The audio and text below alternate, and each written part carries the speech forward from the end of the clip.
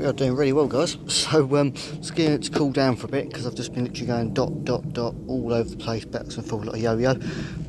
So to keep all the heat nice and spread, because I learnt the hard way on the Mark 1.5 I did the other year, because I learnt how not to pull the metal around when you're welding, because it went very pear-shaped, as I'm sure you might have seen if you've seen videos of it and seen sides where they've sort of pulled in like that would. So I've kind of learnt from that a bit here, tried to keep it minimal heat everywhere, and yeah, it seems to be going quite well. It's all remaining relatively good shape, so I think we're doing well. Got a little bit more to do on the inside there, and then this bit here is an interesting one, because I'm not entirely sure how the heck I made that, because I offered the other one up onto the panel and just literally cut round it, so I'm not too sure how I ended up with two different sizes, but never mind.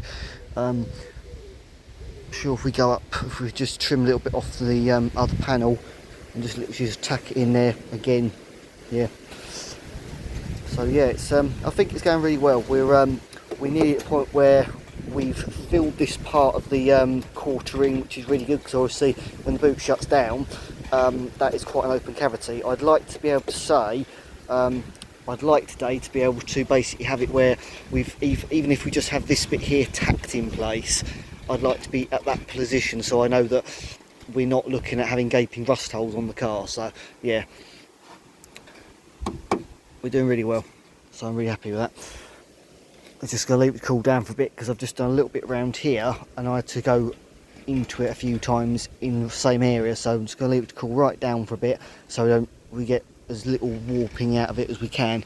I think we're actually pretty good, to be fair, but I just want to leave it just to be 100% certain that we're not putting too much heat into it and having a replay of the Mark 1. So yeah, doing really well.